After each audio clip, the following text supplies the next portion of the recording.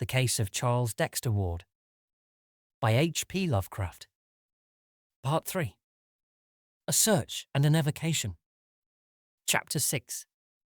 Then on the 15th of April, a strange development occurred. While nothing appeared to grow different in kind, there was certainly a very terrible difference in degree, and Dr. Willett somehow attaches great significance to the change. The day was Good Friday, a circumstance of which the servants made much, but which others quite naturally dismiss as an irrelevant coincidence. Late in the afternoon, young Ward began repeating a certain formula in a singularly loud voice, at the same time burning some substance so pungent that its fumes escaped over the entire house. The formula was so plainly audible in the hall, outside the locked door, that Mrs. Ward could not help memorizing it as she waited and listened anxiously, and later on she was able to write it down at Dr. Willett's request. It ran as follows, and experts have told Dr. Willett that its very close analogue can be found in the mystic writings of Eliphas Levi, that cryptic soul who crept through a crack in the forbidden door and glimpsed the frightful vistas of the void beyond. Per Adonai Elohim, Adonai Jehovah, Adonai Sabaoth, Metrata non aglamathan, verbum Pythonicum mysterium salamandri, conventus silvorum antronomorum, demonia celi gad, almausen gibber Jehoshua, Ivam Zariatletmek veni. This had been going on for 2 hours without change or intermission when over all the neighborhood a pandemoniac howling of dogs set in.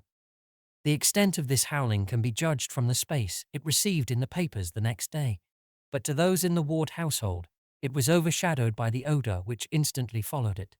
A hideous, all-pervasive odor which none of them had ever smelt before or have ever smelt since. In the midst of this mephitic flood, there came a very perceptible flash like that of lightning, which would have been blinding and impressive, but for the daylight around. And then was heard the voice that no listener can ever forget because of its thunderous remoteness, its incredible depth, and its eldritch dissimilarity to Charles Ward's voice. It shook the house, and was clearly heard by at least 2 neighbors above the howling of the dogs. Mrs. Ward, who had been listening in despair outside her son's locked laboratory, shivered as she recognized its hellish import, for Charles had told her of its evil fame in dark books, and of the manner in which it had thundered, according to the Fenner letters, above the doomed Pawtuxet farmhouse on the night of Joseph Curwen's annihilation. There was no mistaking that nightmare phrase, for Charles had described it too vividly in the old days when he had talked frankly of his Curwen investigations. And yet it was only this fragment of an archaic and forgotten language. Dies mais jeshet bone dosef duvama enigmaus. Close upon this thundering there came a momentary darkening of the daylight, though sunset was still an hour distant, and then a puff of added odor different from the first, but equally unknown and intolerable. Charles was chanting again now, and his mother could hear syllables that sounded like Ye nash yog sothoth he lijabphi throdog, ending in a yah, whose maniacal force mounted in an ear-splitting crescendo. A second later, all previous memories were effaced by the wailing scream, which burst out with frantic explosiveness and gradually changed form to a paroxysm of diabolic and hysterical laughter. Mrs. Ward, with the mingled fear and blind courage of maternity, advanced and knocked affrightedly at the concealing panels, but obtained no sign of recognition. She knocked again, but paused nervelessly as a second shriek arose, this one unmistakably in the familiar voice of her son, and sounding concurrently with the still bursting cachinnations of that other voice. Presently she fainted, although she is still unable to recall the precise and immediate cause. Memory sometimes makes merciful deletions. Mr. Ward returned from the business section at about 6:15, and not finding his wife downstairs, was told by the frightened servants that she was probably watching at Charles's door, from which the sounds had been far stranger than ever before. Mounting the stairs at once, he saw Mrs. Ward stretched at full length on the floor of the corridor outside the laboratory, and realizing that she had fainted, hastened to fetch a glass of water from a set bowl in a neighboring alcove. Dashing the cold fluid in her face, he was heartened to observe an immediate response on her part, and was watching the bewildered opening of her eyes when a chill shot through him and threatened to reduce him to the very state from which she was emerging. For the seemingly silent laboratory was not as silent as it had appeared to be, but held the murmurs of a tense, muffled conversation in tones too low for comprehension, yet of a quality profoundly disturbing to the soul. It was not, of course, new for Charles to mutter formulae, but this muttering was definitely different. It was so palpably a dialogue or imitation of a dialogue, with the regular alteration of inflections suggesting question and answer, statement and response. One voice was undisguisedly that of Charles, but the other had a depth and hollowness which the youth's best powers of ceremonial mimicry had scarcely approached before.